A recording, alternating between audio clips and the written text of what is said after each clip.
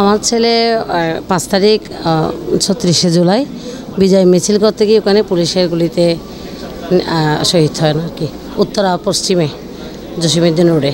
তো অ্যাভিওনিক্স মানে aeronautical engineer, আর 3 মাস পরে চাকরিতে ঢুকতো আর কি। মা হিসেবে তো আমার হৃদয়ে রক্তকরণ প্রতি মুহূর্তে হয়। তারপরও যখন স্বাধীন হওয়ার পরে দেখি দেশে একটু সুশৃঙ্খল, সবাই স্বাধীন পেয়েছে, মুক্তভাবে কথা বলতে পারছে, মানে ওই জিনিসটাই ভালো লাগে। যেমন মানে সবাই বলতেছে, আমরাও বলতেছে আমাদের ছেলেদের রক্তের বিনিময়ে আজকে এই পরিবেশটা পেয়েছে।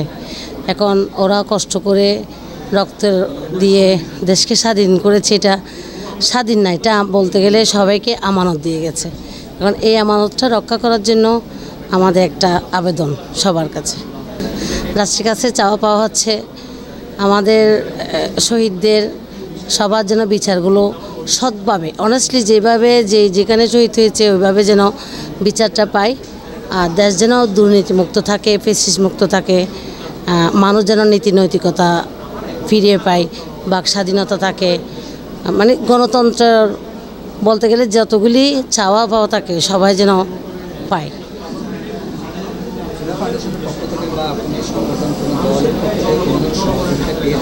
সহযোগিতা আসলে আমি যেতে পারি নাই, আমার শাশুড়ি অসুস্থ, তো আমাদেরকে যেতে বলছিল ঢাকায়, আমি যেতে পারি নাই। যে গেলে হয়তো ইনশাল্লাহ পাবো।